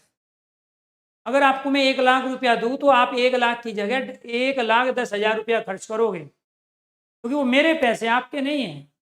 माँ बाप के पैसे ज़्यादा खर्च होते हैं, लेकिन जो अपनी मेहनत के पैसे होते हैं ज़्यादा खर्च नहीं। आपको ध्यान रखना है। जब आपकी नौकरी लगेगी तो आपके परिवार में, आपके घर पे एक नौकरी नहीं आएगी, एक के साथ उसके पीछे पीछे आप जो इन्वेस्टमेंट कर रहे हो अपने इस समय का, आप जो फ्री में पढ़ रहे हो बिना कुछ लिए दिए, ठीक है, तो ये तो बहुत बड़ा इन्वेस्टमेंट है। ये तो महीने में 1,00,000 का काम कर रहा है, महीने में 1,00,000 का काम कर रहा है। समस्या यही है, जब जब पढ़ाई होती है बच्चे से कारण है कि पेपर देने जाते लगा के आते हैं, आंसर नहीं पता है, बी 7वें का नहीं पता, सी बड़ा। कि जिस समय उनको सीरियस रहना था उस समय सीरियस रह नहीं पाई। उस समय उनको एकाग्रचित्त होकर सरस्वती की आराधना करनी थी। ये जो क्वेश्चंस आपके गलत होते हैं, पीछे रीजन ही यही है कि जो जो पढ़ते समय सीरियस नहीं हुआ उसके तुक्के भी सही नहीं जाएंगे, क्योंकि तुक्के के लिए कोई ना कोई एक डायरेक्शन चाहिए, के लिए एक कोई ना कोई लॉजिक चाहिए, और वो डायरेक्शन, वो लॉजिक आपके पास है नहीं। आप आंखें बंद कर रहे हो ना, तो आपने क्वेश्चन के बैकग्राउंड को समझा है ना, 4 ऑप्शन पे आपका ध्यान, तो फिर आप अंदाजे से जो लगाते हो वो आपका सही कैसे जाएगा, तो अभी दिमाग से ही लगाया जाता है। इसीलिए आपको मान के चलो पहले 3 क्वेश्चन में आप बी भी भर चुके हो और आपको चौथे क्वेश्चन में तुक्का लगाना है। पहले का बी है, इसका भी बी है, तो चौथे का बी मिलेगा ही नहीं किसी भी कंडीशन में। या पहले तो आपने बी भरा है, तीसरे में तुक्का लगाना, बी मिलेगा ही नहीं। पागल थोड़े ही है, वो सीरीज बनती है। इसीलिए जब आप पेपर देते हो तो एक ही सीरीज का थोड़े दे देते हैं आपको क्वेश्चन पेपर, अलग अलग सीरीज का मिलता है। तो पहले बच्चे को ए का मिलेगा, तो दूसरे को बी का, तीसरे को सी का, चौथे को डी का, फिर ए बी सी डी चलेगा। तो वहां भी सारी चीजें क्या है, लॉजिक सिस्टम से चल, आप उस चीज समझ ही नहीं पा रहे हो। तो इसीलिए ये क्वेश्चन आपके तुक्के कब होंगे, जब आपने थोड़ा ध्यान दिया। मान के चलो आप सारी चीजें याद नहीं कर सकते, लेकिन वहाँ 4 ऑप्शन होंगे। और मैं आपको ये बता चुका हूं कि भारतेंदु हरिश्चंद्र की रचनाओं में प्रेम शब्द का प्रयोग हुआ। अब उन 4 रचनाओं में किसी एक में प्रेम था, लेकिन आपको नहीं पता, तो भारतेंदु की थी कि नहीं। लेकिन आपके पास एक लॉजिक था, एक डायरेक्शन थी कि हाँ ये हो सकता है, तो आपका आंसर सही चला गया। आपको नहीं पता था प्रेम माधुरी, प्रेम मालिनी, ठीक है, विनय प्रेम, प्रेम प्रलाप, प्रेम फुलवारी, प्रेम सरोवर जो है ये भारतेंदु की रचना नहीं पता था। लेकिन आपको ये पता था कि जब हम एक बार पढ़ रहे थे तो हमने ये देखा कि प्रेम शब्द भारतेंदु की रचनाओं में इस्तेमाल किया गया। इस आधार पे ये सारी चीजें। भाई इस प्रॉब्लम क्यों है भाई, ये कौन सी समस्या आ गई। आवाज तो ठीक है जी। एक बार कुछ बच्चों को प्रॉब्लम आ रही है जी।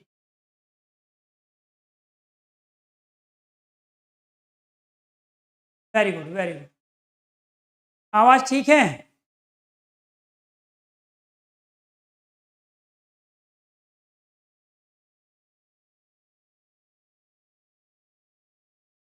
हेलो।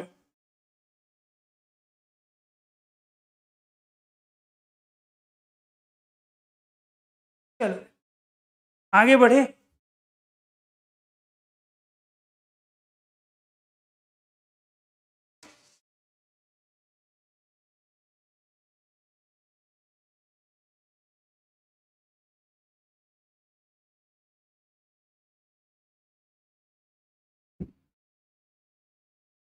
के बाद राधा कृष्ण दास की रचना है भारत 12 मासा, देश दशा, कंसवध, ये अधूरी रचना है।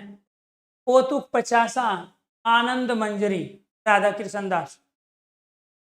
ठाकुर जगमोहन की रचना है देवयानी, श्याम, श्यामालता, श्यामा सरोजनी, प्रेम संपत्ति लता। प्रेमघन अब उपनाम से उर्दू में कविताएं करते थे। प्रेमघन जो बद्रीनाथ चौधरी थे उर्दू में कविता किस नाम से करते थे? प्रेमघन के नाम। ये रचनाएं सारी भारतेंदु युग की, ये सारे के सारे भारतेंदु युग के कवि थे। बाद में द्विवेदी युग, जागरण, सुधार काल इसको कहा गया। द्विवेदी युग को क्या कहा गया? जागरण, सुधार काल। यहाँ पे महावीर प्रसाद द्विवेदी जी के नाम पर इसका नाम द्विवेदी युग पड़ा। द्विवेदी युग को जागरण सुधार काल नाम कहा गया। उसको भारतेंदु युग को नवजागरण काल कहा गया था, जागरण काल कहा गया। क्या कहा गया? जागरण सुधार काल। अब भारतेंदु युग में या उससे पहले जो कवि लेखक हुए उन्होंने जो व्याकरण संबंधी अशुद्धियां अपनी किताबों में की, अपने काव्य रचनाओं में की, ग्रंथों में की, यहाँ महावीर प्रसाद द्विवेदी ने उनको ताड़ लगाई। तो जागरण सुधार काल इसलिए कहा गया कि जो त्रुटि तमाम कवियों ने, लेखकों ने भारतेंदु युग से पहले जो रचनाएं लिखी गई उनमें जो गलतियां थी, तो चाहे वो व्याकरण से संबंधी गलतियां थी, काव्य दोष उनके अंतर्गत थे, उन सबको सुधारने का काम जो हुआ और एक नई दिशा देने का काम हुआ वो द्विवेदी युग में हुआ।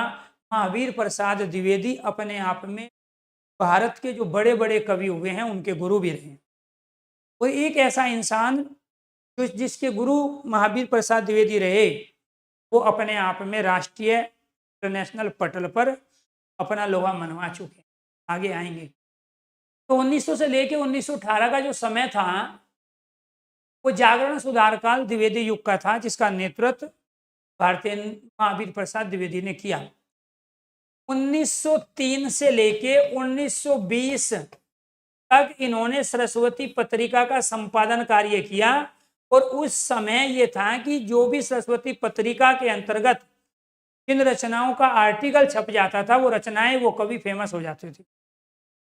और जो रचना आज तक भारतेंदु युग के दौरान सरस्वती पत्रिका में नहीं छपी तो वो रचनाएं चली भी नहीं। तो ये था, ये गारंटी थी सरस्वती पत्रिका में जिसको जगह मिल गई, जिस कवि को, उसकी रचना को, उसकी कविता को जिसको जगह मिल गई तो राष्ट्रीय पटल पर पूरे भारत में फेमस हो गई।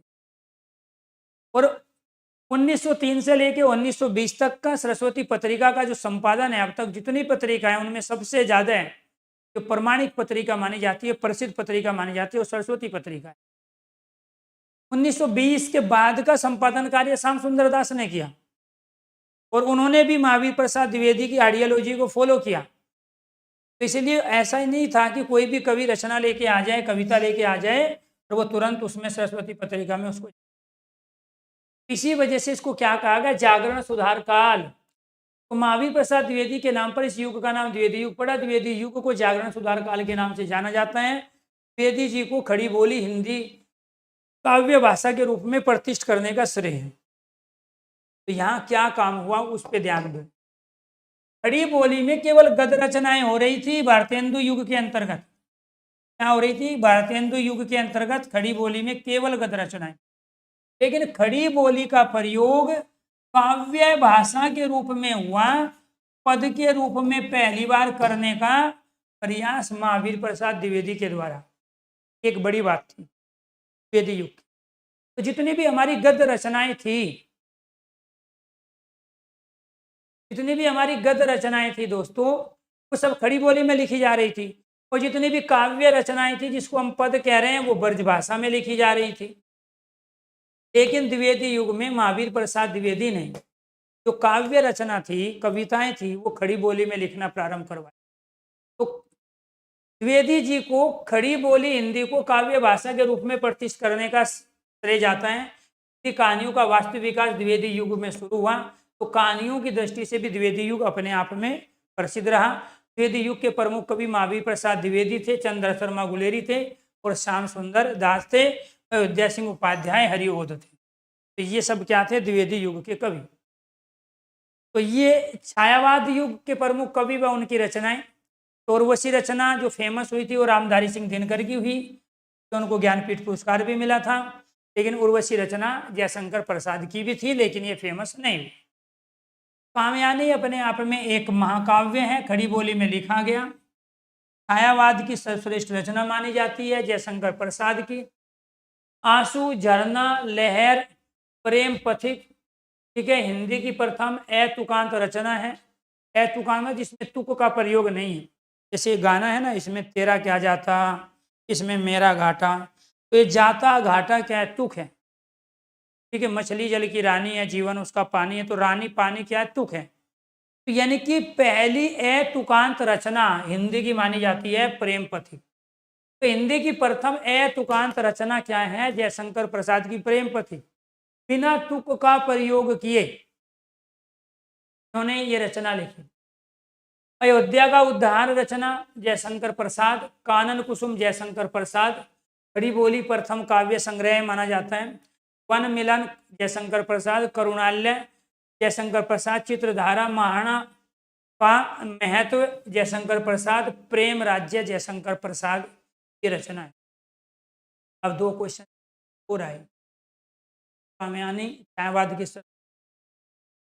की प्रथम तुकांत रचना प्रेम पथिक, ये आपको ध्यान। और कानन कुसुम प्रथम काव्य रचना मानी जाती है। ये सब रचना छायावाद युग जयशंकर प्रसाद। सूर्यकांत त्रिपाठी निराला जुए की कलम प्रथम काव्य कृति 1916 में लिखी। सूर्यकांत त्रिपाठी निराला की पहली रचना, ये छंद के लिए, मुक्त छंद के लिए जानी जाती है। में मुक्त छंद का प्रयोग हुआ है, मुक्त छंद की रचना मानी जाती है।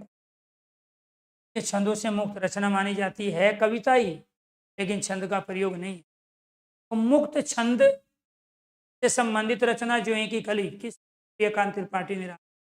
प्रथम काव्य कृति सूर्यकांत त्रिपाठी निराला की जो कली कब लिखी गई, में। इसके अलावा इनकी बाकी रचनाएं हैं, अनामिका है, परिमल, तुलसीदास हैं, गीतिका है, ललित गीतों का संग्रह है, ये कुकुर मुत्ता है, नए पत्ते हैं, अणिमा है, पंचवटी, ठीक है, प्रसंग, बेला, आराधना, रचना, गीत गुंज, सांध्या काकली, सांध्या कली, ये सब सूर्यकांत त्रिपाठी निराला की रचनाएं। महादेवी वर्मा की प्रथम काव्य कृति है निहार, ये आपको ध्यान रखना। महादेवी देवी की पहली रचना निहार। श्यामा पर ज्ञानपीठ पुरस्कार मिला। रश्मि महादेवी वर्मा की रचना। सांध्य चलचित्र, ये रेखा चित्र है, यानी कि रेखा चित्र क्या है, एक विधा है। शिक्षा है, सप्तपर्णा वीणा है, पल्लव है, ये तो आपको ध्यान रखना। ये रचनाएं जो है चित्रानंदन पंथ की टाइपिस्ट ने गलत की। चित्रानंदन पंथ की रचनाओं में जो फेमस है लोकायतन है, कला और बूढ़ा चांद है, पल्लव है, गुंजन है, ये आपको ध्यान रखना।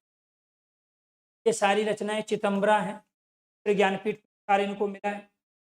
उदय शंकर भट्ट अमृत और विष का विसर्जन, युगदीप, मानसी, तक्षशिला, यथार्थ और कल्पना, ये रचनाएं किसकी है, उदय शंकर भट्ट, छायावाद के कवि। राम कुमार वर्मा प्रमुख रचनाओं में अंजलि है, अभिशाप, धूप राशि, चित्ररेखा, संकेत जोहर, एकलव्य, आकाश गंगा, केदारनाथ मिश्र, सेतुबंध, श्री स्पर्श, ये इनकी केदारनाथ की प्रमुख रचनाएं।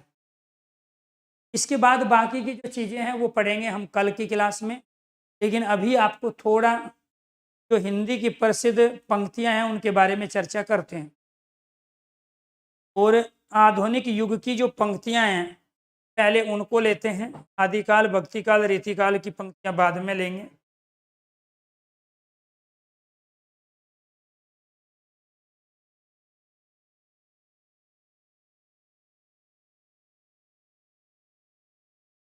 चलो जी, भारतेंदु युगीन कवियों की महत्वपूर्ण पंक्तियां, क्योंकि आज आपने भारतेंदु युग को पढ़ा है कि पिया प्यारे तिहारे निहारे बिना, ये भारतेंदु युग की पंक्ति है।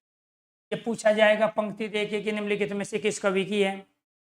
दुखिया अखियाना नहीं मानत है, सब भाषा उन्नति अहे, सब उन्नति के मूल। इनका प्रयोग 3 जगह होगा इन पंक्तियों का। एक तो पंक्ति दे के आपसे पूछ लेगा निज भाषा उन्नति है सब उन्नति के मूल की पंक्ति है, जहाँ 4 लेखक दिए होंगे। दूसरा पूछेगा निम्नलिखित में से भारतेंदु युग की कौन सी पंक्ति है। तीसरा पूछेगा दी गई पंक्ति में अलंकार बताइए कौन सा है, रस बताइए, छंद बताइए। तो यही पंक्ति आपको ध्यान रखना है, अनेक बार पूछी जा चुकी है। तरनी तनुजा तट तमाल, इसमें अलंकार बताइए। निज भाषा उन्नति है सब उन्नति को मूल, इसमें छंद बताइए कौन सा है। अब यहाँ जब आप मात्रा दोगे 1 1 2 2 2 1 1 1 2 1 2 2 4 2 6 2 8 9 10 11 11 2 13, 13 मात्रा है पहले चरण में, और जिसमें 13 मात्रा होती है वो दोहा छंद। तो ये दोहा छंद में अनेक बार पूछी जा चुकी है। तरनी तनुजा तट तमाल तय वर्ण की आवृत्ति हो रही है, इसी वजह से इसमें अनुप्रास अलंकार है, और अनुप्रास अलंकार में भी वर्त्यानुप्रास है, ये वर्त बना है, इसलिए वर्त्यानुप्रास। इनका प्रयोग कहाँ होगा, इनका प्रयोग अलंकार में होगा, इनका प्रयोग छंद में होगा, इनका प्रयोग रस में होगा। फिर आपसे पूछेंगे ये पंक्ति किसकी है, तो आप कहोगे भारतेंदु। निम्नलिखित में से कौन सी पंक्ति भारतेंदु युग की नहीं है। जब आपको ये पता होगा कि ये रचना किसकी है, ये पंक्ति किसकी है, तभी तो बता पाओगे। तो मैं केवल आपको ये क्वेश्चन नहीं करा रहा हूँ कि प्रसिद्ध पंक्ति और उनके लेखक, मैं आपको ये भी करा रहा हूँ कि यही पंक्ति आपको रस छंद अलंकार में पूछ। इन मुसलमान हरिजन पर कोटि हिंदू वारी, ये किसने कहा था, ये भारतेंदु हरिश्चंद्र ने कहा था। तरनी तनुजा तट तमाल तरुवर बहु छाए, किसकी पंक्ति है, भारतेंदु हरिश्चंद्र की। निज भाषा उन्नति है सब उन्नति के मूल, किसकी पंक्ति है, भारतेंदु हरिश्चंद्र की। कहाँ करुणा निधि केशव सोए, तो ये भारतेंदु हरिश्चंद्र ने कहा। ठीक है, भीतर भीतर सब रस चूसे हंस हंस के मन धन मुसे, जाहिर बातन में अति तेज क्यों सखी सज्जन नहीं अंग्रेज, भारतेंदु हरिश्चंद्र। हाँ हाँ, भारत दुर्दशा न देखी जाए, भारतेंदु हरिश्चंद्र की। क्लियर, ये फेमस नहीं है, नहीं करा रहा, लेकिन ये अलंकार में आ सकती है, छंद में आ सकती है, ये पंक्ति रस में आ सकती है। मेरे तो साधन एक ही है, 8 माह बीते जजमान अब तो करो दक्षिणा दान, प्रताप नारायण मिश्र। हास्य रस अनेक बार पूछी जा चुकी है। 8 माह बीते जजमान अब तो करो दक्षिणा दान, प्रताप नारायण मिश्र, हास्य रस की। क्लियर, जपो निरंतर एक जबान, दी हिंदू हिंदुस्तान, प्रताप नारायण मिश्र। मैं जो करा रहा हूँ उतना ही कर लेना, ये पूछी गई है और आगे भी पूछी जाएगी। ठीक है, आगे तीरथ हो तमु सम गोरे बाजत कारे, बद्रीनाथ चौधरी प्रेम घन। धन्य है भारत भूमि सब रत्ने की उपजाविनी, बद्रीनाथ चौधरी प्रेम घन की पंक्ति। द्विवेदी युग, वही मनुष्य है जो मनुष्य के लिए मरे, मैथिली शरण गुप्त। अबला जीवन है तुम्हारी यही कहानी, आंचल में है दूध आंखों में पानी, मैथिली शरण गुप्त। यशोधरा रचना से ये पंक्ति ली गई। ये पूछेगा बताओ अलंकार कौन सा है, वही मनुष्य है जो मनुष्य के लिए मरे। रस बताओ कौन सा है, छंद बताओ कौन सा है, अलंकार बताओ। राम तुम्हारा चरित्र ही काव्य है, कोई कवि बन जाए सहज संभाव्य है। अर्थात जो राम के ऊपर लिखेगा वो कवि जरूर बनेगा, तो उनका व्यक्तित्व इतना विशाल है। मैथिली शरण गुप्त, जिसको न निज गौरव तथा देश का अभिमान है, वह नर नहीं पशु निरा मर्तक के समान है, मैथिली शरण गुप्त की पंक्ति है। केवल मनोरंजन न कवि का कर्म होना चाहिए, केवल मनोरंजन न कवि का कर्म होना चाहिए, उसमें उपदेश का भी मर्म होना चाहिए, मैथिली शरण गुप्त। सखी वह मुझसे कहकर जाते, मैथिली शरण गुप्त यशोधरा रचना। संदेश नहीं में यहाँ स्वर्ग का लाया, इस भूतल को स्वर्ग बनाने आया मैथिली शरणगुप्त। चारू चंद्र की चंचल किरणें खेल रही थी जलथल में, मैथिली शरणगुप्त पंचवटी रचना से पंक्ति ली गई और इसमें अनुप्रास अलंकार है। हम कौन थे, क्या हो गए और क्या होंगे अभी, आओ विचारे आज मिलकर ये समस्याएं सभी मैथिली शरणगुप्त। करते तुलसी भी कैसे मानस नाद, महावीर का यदि उन्हें मिलता नहीं प्रसाद। मैथिली शरणगुप्त ये कह रहे हैं कि भगवान श्री राम, राम को यहाँ महावीर कहा गया, राम का एक पर्यायवाची महावीर भी है। अगर तुलसीदास राम के ऊपर ना लिखते वो कवि नहीं होते, तो राम का प्रसाद उनको मिला है इसीलिए वो भी फेमस हो।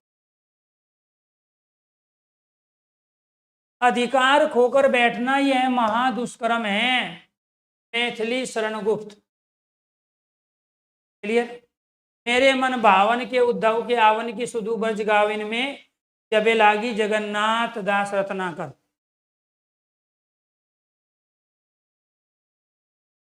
दिवस का अवसान समीप था, गगन था कुछ लोहित हो चला, और विद्या सिंह उपाध्याय हरिओद प्रिय प्रवास रचना से। प्रिय पति वह मेरा प्राण प्यारा कहाँ है, दुख जल निधि में डूबी का सारा कहाँ है, विद्या सिंह उपाध्याय हरिओद करुण रस। चार डग हमने भरे तो क्या किया, है पड़ा मैदान कोसो अभी, अयोध्या सिंह उपाध्याय हरिओद की पंक्ति। छायावादी युग के कवि महत्वपूर्ण पंक्ति को ले लेंगे कल, ये सारे आ चुके हैं। ये बीती बिहावरी जागरी रसचंद अलंकार में भी पूछी जा चुकी है। अंबर पनघट में डूब रही तारा घट उषा नागरी, जयशंकर प्रसाद की पंक्ति है। नारी तुम केवल सरदा हो, ये जयशंकर प्रसाद की पंक्ति है। क्लियर। तो इसको करेंगे कल वाली क्लास में। आज के लिए इतना ही रखते हैं। सभी दोस्तों का धन्यवाद।